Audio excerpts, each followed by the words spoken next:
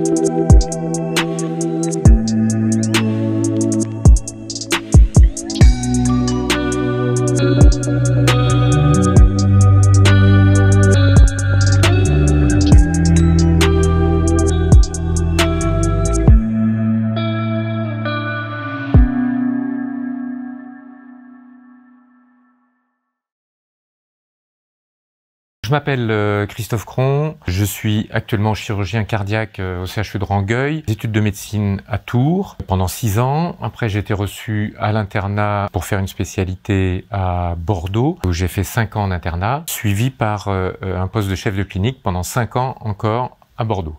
On peut dire que c'est au terme un peu de cette formation qui est longue qu'on peut commencer à dire qu'on est chirurgien cardiaque. Ensuite, j'ai pris un poste de praticien hospitalier ici dans cet hôpital où j'exerce depuis 20 ans. Bon, faut bien faire la différence entre la chirurgie cardiaque et la cardiologie. La cardiologie, c'est le domaine médical avec des spécialistes qui sont des cardiologues, qui s'occupent des maladies du cœur, mais quand on a besoin d'opérer, on fait appel à des chirurgiens. Entre les deux, il y a une zone un petit peu grise où à la fois les chirurgiens et les cardiologues agissent.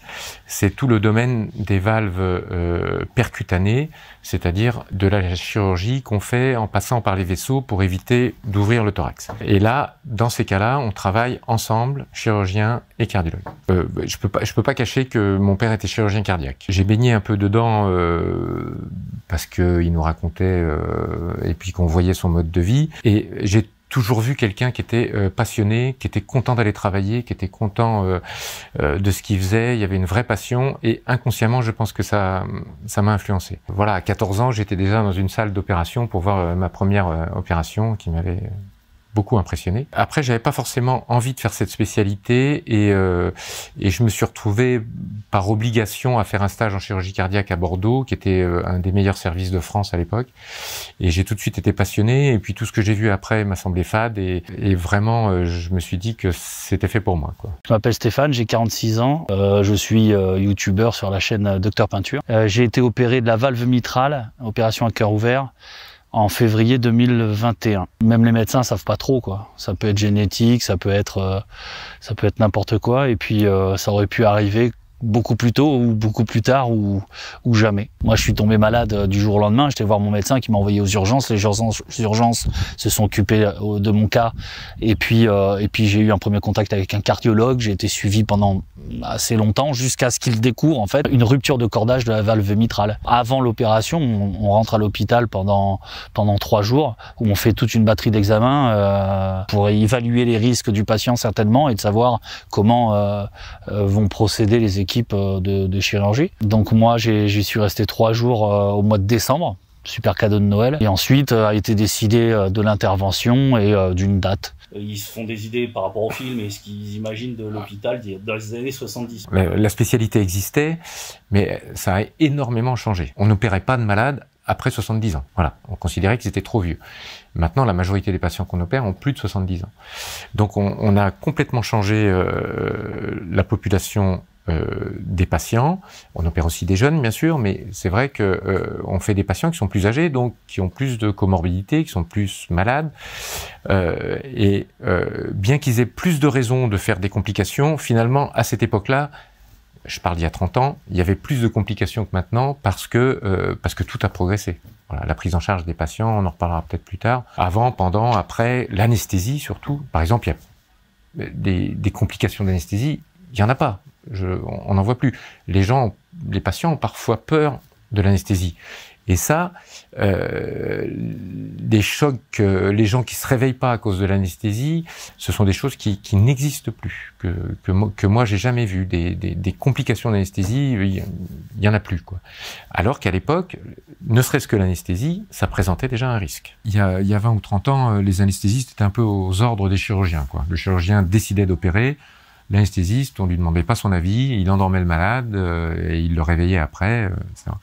Ça a complètement changé, c'est-à-dire que toutes les décisions d'intervention sont prises en commun avec les anesthésistes. C'est-à-dire que si l'anesthésiste a des réticences par rapport à l'état général du patient, avec ses capacités à surmonter cette intervention, on en parle et puis éventuellement on envisage une autre technique. Et puis la chirurgie a énormément évolué aussi, les techniques ont changé, on fait des opérations qui vont plus vite, donc quand ça dure moins longtemps, il y a aussi moins de complications. Après, on maîtrise mieux tout, voilà, qu'il y a 30 ans. Alors, ce qui serait pas normal, c'est de ne pas avoir peur. Voilà, ça serait complètement anormal. Chaque fois que je vois des patients, ils me disent tous, mais je suis anxieux à l'idée d'être opéré. Je dis, mais oui, mais c'est normal d'être anxieux. Si vous êtes anxieux, même la veille, si vous dormez pas de la nuit, ça ne changera rien en fait. Voilà. Donc l'anxiété est un phénomène normal. Après, il faut essayer de savoir quelles sont les sources de cette anxiété. Pour arriver dans de bonnes conditions à l'intervention, il faut être persuadé de 2 choses. Premièrement, de la nécessité de cette intervention, d'être convaincu qu'elle est absolument indispensable. La deuxième chose, c'est l'impression d'être au bon endroit avec les bonnes personnes. C'est-à-dire qu'il faut qu'il y ait eu un bon contact avec le chirurgien, avec l'équipe d'anesthésie.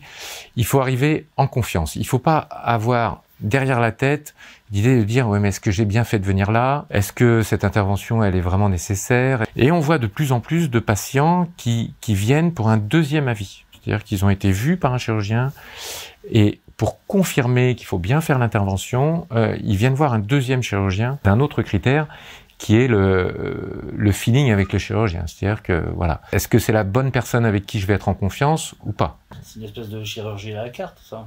Heureusement. Le discours par rapport au patient, il vise, certes, il vise à le rassurer, c'est très important, parce que souvent, le patient exagère le risque, voilà, ou il s'en fait une idée qui est importante, mais il consiste aussi à dire la vérité et ne pas sous-estimer ces risques et à les expliquer en essayant de trouver un équilibre pour à la fois rassurer et ne pas trop inquiéter. Donc forcément au tout début on est hyper stressé parce qu'on ne sait pas à quoi s'attendre. On se refait tous les scénarios possibles dans la tête et forcément on pense au pire. Réaliser qu'on est malade et que ce qui peut nous faire du bien c'est l'opération, c'est quelque part c'est inéluctable. On est obligé de passer par le stade de l'opération pour se sentir mieux. Et forcément à un moment donné on en a tellement marre parce que ça dure sur la longueur. Hein. suis tombé malade en juin 2020 et j'ai été opéré seulement entre guillemets, mais en février 2021. Donc forcément, oui,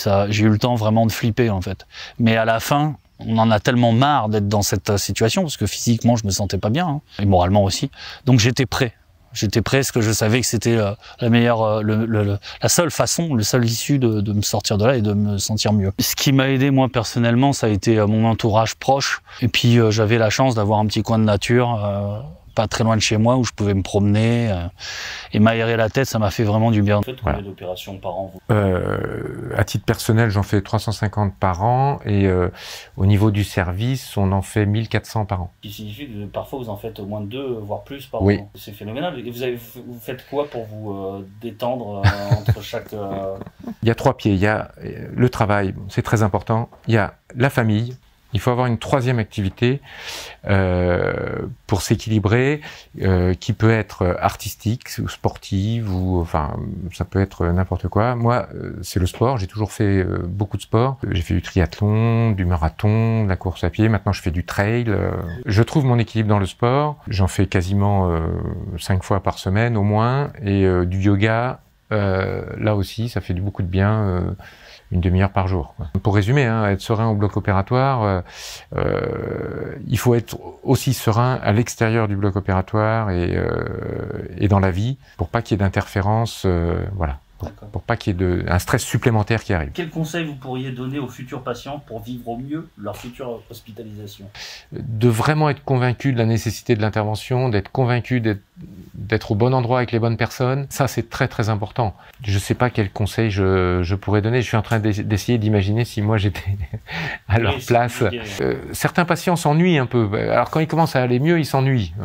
Donc il faut peut-être prévoir des livres ou la possibilité de voir des vidéos, de pouvoir regarder Docteur Peinture sur YouTube pour se distraire un petit peu, quoi.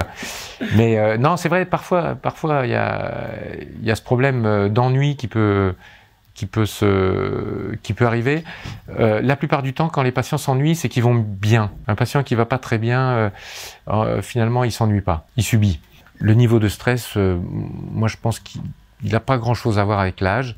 On pourrait se dire que des gens de 75-80 ans, ils n'ont pas de stress à venir se faire opérer. Non, c'est pas vrai. L'angoisse principale, c'est quand même la douleur. On a peur d'avoir mal. Alors ça fait partie des choses qui ont énormément changé depuis 20 ou 30 ans. C'est qu'il y a une vraie prise en charge de la douleur. On a des antalgiques qui vont commencer du Doliprane et qui vont aller jusqu'à la morphine. Et la consigne, c'est de ne pas laisser souffrir les patients. La deuxième angoisse, c'est bien sûr d'être ouvert. Il faut bien comprendre qu'effectivement, on crée une fracture au milieu du sternum, mais que cette fracture, on la répare, et que 6 semaines après, l'os est totalement consolidé, et il est aussi solide qu'avant, et on peut faire tout ce qu'on veut avec. Après, il y a aussi l'angoisse de la dépendance. Et il faut accepter un peu de se laisser faire, parce que les équipes sont habituées, les aides-soignants, les infirmières sont très présentes, elles font attention au bien-être des patients, et donc il faut accepter, même si on a l'habitude, on est un chef d'entreprise qui donne des ordres toute la journée, ben là, faut accepter de ce qui se passe, parce que faut laisser faire les professionnels à ce moment-là.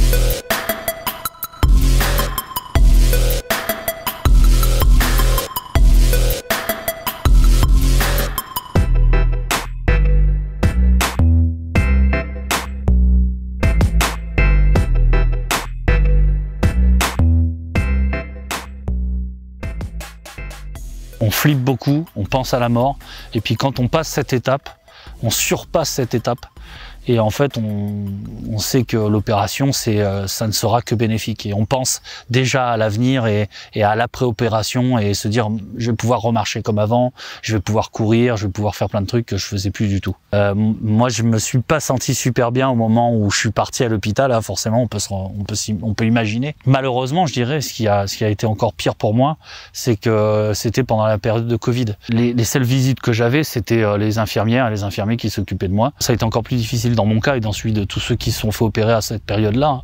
Il n'y a pas que moi, où on se retrouve vraiment tout seul. Je me posais même la question à savoir ce qui était pire. Est-ce que c'était quelqu'un qui se faisait opérer du cerveau ou est-ce que c'était quelqu'un qui se faisait opérer à cœur ouvert? C'est pas beau de dire ça, mais voilà, ça aurait été peut-être pire si j'avais eu un cancer ou si je m'étais fait opérer du cerveau. Et à un moment donné, j'ai arrêté de penser comme ça parce que ça aide pas, quoi. Il y a effectivement des patients qui peuvent être un peu agressifs. De temps en temps, en post-opératoire, il y a quand même, entre l'anesthésie, la chirurgie, etc., ça peut perturber un petit peu. On le voit très bien puisqu'il y a des patients qui sont, comme vous le dites, un peu agressifs ou désagréables et puis qui, en fin de séjour, ont retrouvé leur état normal et en fait, ils nous en parlent directement, ils nous disent mais j'ai honte de ce que j'ai dit, de ce que j'ai fait, etc. Ne vous inquiétez pas, c'est pas vous qui êtes responsable. Ils sont conscients, ils s'en rappellent, ils se rappellent avoir été désagréables. Et ça, nous, on en a totalement l'habitude et on est bien sûr bienveillant par rapport à ça et on laisse passer. On sait très bien que ces patients ne sont pas dans des conditions où ils peuvent se comporter normalement. Il n'y a pas de souci par rapport à ça.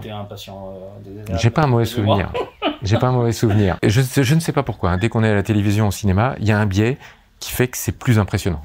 Et moi-même, quand je vois des images de blocs opératoires à la télévision ou au cinéma, je suis impressionné. C'est ce qu'on fait, mais je ne sais pas pourquoi, c'est plus impressionnant. On fait très attention parce que ça saigne pas, justement. Et la plupart des étudiants qui viennent voir pour la première fois une intervention de chirurgie cardiaque, ils s'attendent justement à avoir du sang partout. Non, c'est parfaitement propre. Moi, je suis un peu maniaque, hein, j'astique les écarteurs. Je veux dire, je veux pas une goutte de sang, je veux pas une compresse. C'est un peu comme un artisan, un peu comme un peintre qui mettrait de la peinture partout, etc. Non, le peintre, il fait attention, il met des trucs, faut que tout soit nickel. Le travail de chirurgien est un travail un peu d'artisanat et on retrouve, je pense qu'on retrouve les mêmes qualités chez un artisan que chez un chirurgien. On fait un métier qui est très manuel. Il faut avoir anticipé, voilà, il faut être organisé, il faut faire les choses dans le bon ordre. Et ben sinon, il faut tout recommencer. Donc, vous savez ce que c'est. Mais c'est vrai que c'est toujours plus impressionnant, je trouve, hein, quand on voit ça à la télévision. Il y a quand même les émissions comme Urgence ou Grey's Anatomy, je sais plus, mais bon, c'est vrai que les malades arrivent en urgence avec des plaies du cœur. Ils sont pris en charge, ils sont même pas pris en charge. C'est pas des vrais blocs opératoires. Ils sont quasiment ouverts aux urgences, etc. Parce que c'est une urgence vitale. Bon, c'est exceptionnel. Voilà, on reçoit des coups de couteau dans le cœur, mais c'est pas du tout notre activité quotidienne. Donc, faut imaginer un bloc opératoire. L'atmosphère est sereine. Hein. Moi, par exemple, je mets toujours de la musique. J'opère toujours en musique avec mes listes de lecture parce que on peut pas écouter n'importe quoi. Vous écoutez quoi en opérant? C'est éclectique. Des choses qui détendent ou pas du tout? Oui, il y a pas de Motorhead, non. Il n'y a pas le hard rock, il n'y a pas. J'écoute souvent FIP et c'est un peu l'univers musical de FIP. Mais depuis toujours, ça? Oui, j'ai toujours opéré en musique. Et vos collègues le font pareil? Pas tous, non, très peu. Et la musique au bloc opératoire, il y a un phénomène d'apaisement qui est absolument incroyable, en particulier avec le personnel. Ça baisse la tension, ça baisse le niveau de tension. D'ailleurs, quand je mets pas la musique, on me dit bah alors t'as pas mis la musique. Et il faut pas imaginer que la musique peut nous déconcentrer.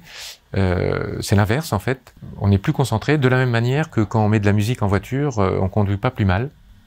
Voilà, et qu'on a même démontré que la conduite était meilleure quand on mettait de la musique que quand on n'en mettait pas. Voilà, on a pas écouter ACDC quoi. Pourquoi pas? Mais au bloc opératoire, non. Alors le problème, c'est qu'il faut trouver, faut être consensuel quand même, parce qu'on est quand même une douzaine dans le bloc opératoire. Ouais. Donc, on peut aller voir sur Internet en ce qui concerne les grandes lignes ou les généralités. Après, chaque cas est tellement spécifique que on trouvera pas forcément les bonnes réponses sur Internet. Chaque cas est particulier et la meilleure explication, ça sera quand même le chirurgien praticien qui la donnera. Il faut savoir que l'opération que j'ai subie, on passe par le thorax.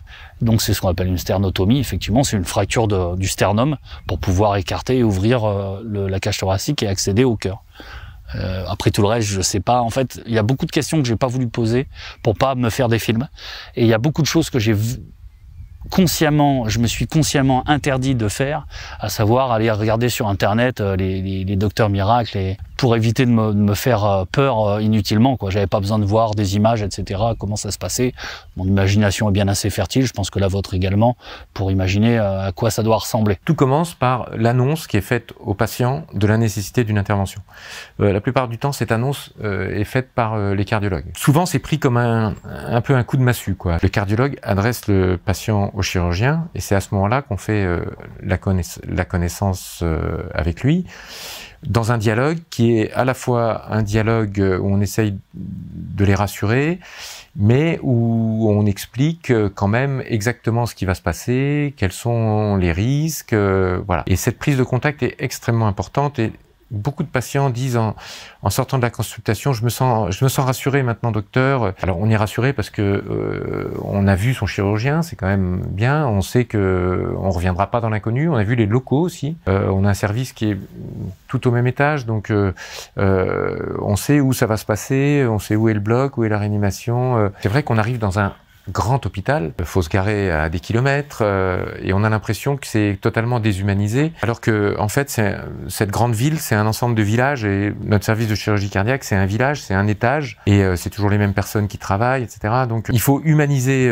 les choses, voilà. Il faut pas que les gens aient l'impression d'arriver dans un grand machin anonyme où ils seront soignés par des inconnus. Donc cette prise de contact, elle est extrêmement importante. Donc en général, c'est une consultation qui a lieu 1 ou 2 mois avant l'opération, quand il n'y a pas d'urgence. Ensuite, les patients rentrent 2 jours avant l'intervention, et donc on revoit les patients avant l'intervention pour répondre aux questions, tout ça. Je reviens un petit peu en arrière. Lors de la première consultation, donc le patient voit le chirurgien, il voit aussi l'anesthésiste, et il voit nos infirmières qui leur expliquent comment va se passer le séjour. Il y a un petit topo, il y a une nutritionniste qui vient expliquer ce qu'il faut faire avant, pendant, après. Il y a un contact qui est multidisciplinaire lors de la première consultation. Bon, ici, on a fait une petite vidéo qui résume un petit peu ce qui va se passer, et qu'on leur projette dans une salle. Une fois qu'on arrive à l'hôpital, on est pris en charge par les infirmières, où on réalise quelques derniers examens, quelques prises de sang, on vous tombe. Ça, ce sont des moments qui sont... C'est pas que ce soit humiliant. On est tous un peu fiers, quoi. Donc on a du mal à accepter ce genre de choses, mais on n'a pas le choix. Comme on n'a pas le choix et que ça va nous faire du bien, on accepte tout. C'est peut-être ça aussi, c'est accepter, c'est beaucoup plus facile après de vivre toutes les étapes qui arrivent, quoi. Normalement, au 2e jour post-opératoire, on quitte la réanimation pour rejoindre le service. À partir du 3e jour, on peut commencer à marcher, à se déplacer, on n'a plus de cathéter, on va aux toilettes tout seul, bon voilà, c'est à partir du 2e même. Nous, dans le service, on le verra peut-être tout à l'heure, on a fait des itinéraires pour qu'ils puissent commencer à se réhabiliter, à remarcher. Il y a des pistes jaunes, vertes, rouges, en fonction de la distance. Ils ont un suivi par des kinésithérapeutes. En général, quand le patient sort du service, il est totalement autonome, il est capable de faire tous les actes de la vie quotidienne. La phase suivante, ça va être de récupérer son niveau d'activité d'avant l'intervention. Donc pour ça, on préconise d'aller faire un séjour en réadaptation. En fait, c'est une réadaptation cardiovasculaire sous surveillance cardiologique. Le but, c'est de reprendre des activités. Et les patients dans ces centres font plusieurs kilomètres par jour, ils font du tapis roulant, ils pédalent. Et donc ça, c'est dans le but de reprendre confiance justement, et de reprendre pour pouvoir reprendre une activité ultérieure. Comme on est passé un petit peu par là et que je vous ai dit que ça mettait 6 semaines à cicatriser, bon, faut éviter de soulever des choses lourdes, de faire des tractions, des pompes, des choses comme ça. Mais après, quand il s'agit de marcher ou de pédaler, il n'y a pas de souci. Après 8-10 jours, on ressort de l'hôpital. On propose aux patients, je parle comme si c'était moi le médecin, on nous propose d'aller dans un centre spécialisé afin de faire des exercices physiques, de souffle, etc. Et encore une fois, là, c'était compliqué parce que moi, c'était en période de Covid, donc les places étaient assez réduites. Je n'ai pas été spécialement demandeur de ça, j'avais qu'une envie, c'était de rentrer chez moi. La plupart du temps, la grande majorité, le patient reprend une activité normale, voire supérieure à celle qu'il avait avant, puisque par définition, le cœur fonctionnait plutôt moins bien avant qu'après. Prendre soin de son cœur, ça passe par la prévention en fait de toutes les maladies cardiovasculaires. Essayer de corriger tous ces facteurs de risque. Il y en a un pour lequel on peut pas grand-chose, c'est l'hérédité. Si papa, maman a fait un infarctus, on a plus de risques de faire un infarctus. Ça, on peut pas le corriger. Par contre, les autres facteurs de risque, on peut les corriger. Le tabac, bien sûr. Éviter de fumer, ça c'est important. L'hypercholestérolémie, toutes les maladies lipidiques. Donc là, pour corriger ça, il faut régime et activité physique. Si on a du diabète, il faut effectivement le corriger et bien le traiter. Très important. L'hypertension artérielle est un autre facteur de risque qu'il faut aussi traiter. Il y a un moyen de corriger presque tout, sauf l'hérédité, c'est de faire du sport. Ça va stabiliser la tension artérielle, ça va améliorer le cycle glycémique pour éviter de faire un diabète, ça va corriger les maladies métaboliques comme l'hypercholestérolémie, etc. J'ai un traitement médicamenteux pour régler ma tension, etc., pour me sentir bien, quoi, pour me sentir vivre normalement. Et on vit normalement. Hein. Moi, ma peur au début, c'était de plus pouvoir faire du vélo. Et en fait, j'ai pu faire du vélo 5-6 mois après. Je me sentais prêt physiquement, puis j'avais pas peur au niveau de la sternotomie. Les douleurs, elles sont supportables. Juste la phase de réveil et puis toute la phase, 3-4 jours après, même 5 jours après l'opération, je pense que tous les produits font encore effet. Moi, j'ai rien senti du tout, hein, absolument rien. La seule difficulté, c'était de se déplacer ou de se lever du lit. Et là, on est aidé par les infirmières. Mais en vérité, si tu bouges pas, ça fait pas vraiment mal, quoi. Tu sens rien.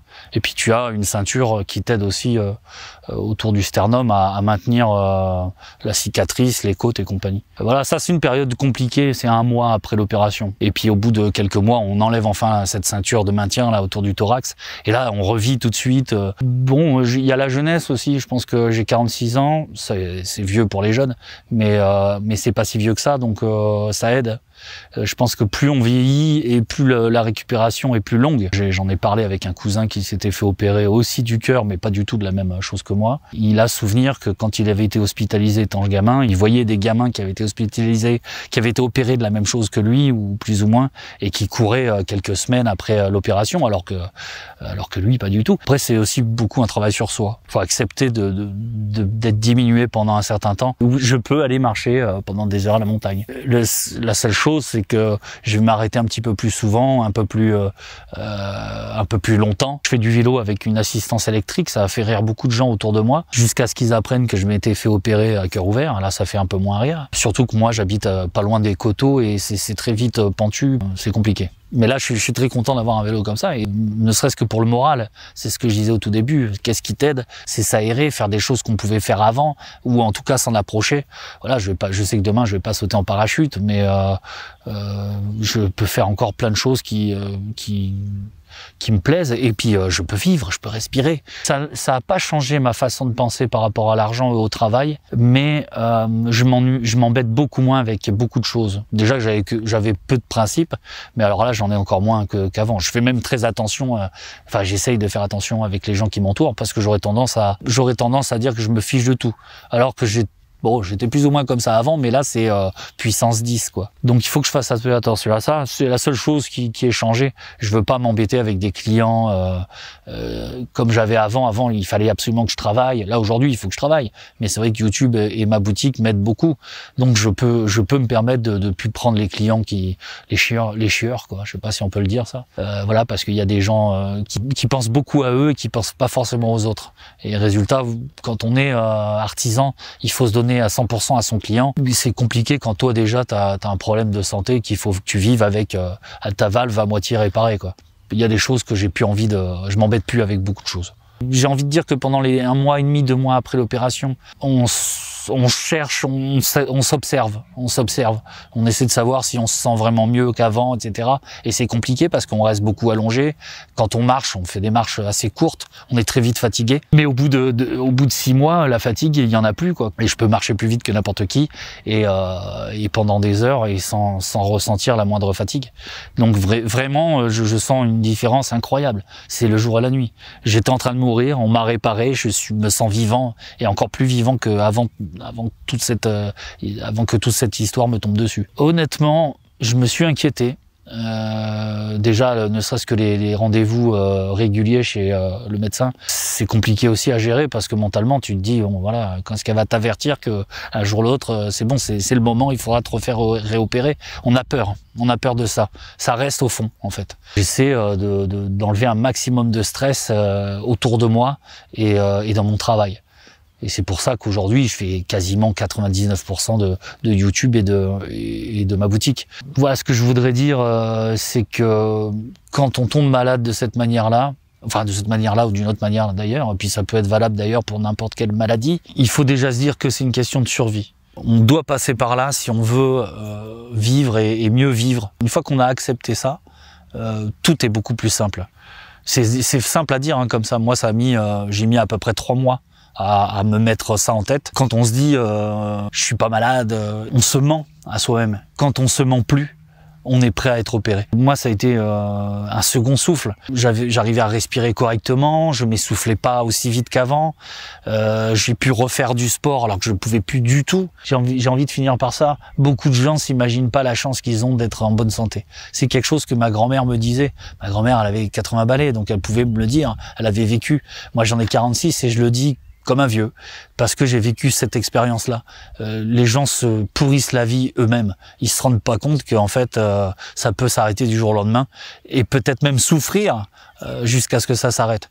Il faut profiter de la vie, sans bien sûr, tout en étant raisonnable, sans faire d'excès. Hein. Je suis pas là pour faire le donneur leçon, mais il faut arrêter de se prendre la tête et arrêter de prendre la tête des autres aussi. L'hôpital réussit ces opérations comme jamais. Ils sont au top au niveau de leur formation et au niveau de leur savoir-faire et au niveau de leur technicité, au niveau aussi de leurs outils de travail entre guillemets. Voilà, on est en France et on a un pays qui est top au niveau technologie et au niveau personnel médical. Il faut aussi se dire qu'il y a l'entourage, on n'est pas tout seul. Ils sont bienveillants et tu peux t'appuyer sur eux. On en a peur bien sûr, mais on se sent tellement mieux après. Moi je dirais hygiène de vie d'une manière générale, activité physique, c'est important. Éviter d'être en surcharge pondérale, c'est important aussi. Et puis voilà quoi, et là on a déjà évité pas mal de soucis. D'accord, entendu. On va faire. J'ai beaucoup de travail. Vous avez vu déjà 2-3 choses à corriger? Ouais. Mais une belle histoire. C'est bien de reprendre. Je sais pas si c'est intéressant, mais. I've seen a lot of change, been through a lot of pain. Some things are not the same as they were a year ago. But all will be okay, I move on each and every day. The past is where it stays, way back a year ago. I've changed for the better this time. I thought I would never be fine. I strive just to say I'm alright. And for the first time in a long time I'm alright. I've seen a lot of change, been through a lot of pain. Some things are not the same as they were a year ago. But all will be okay, I move on each and every day. The past is where it stays, way back a year ago.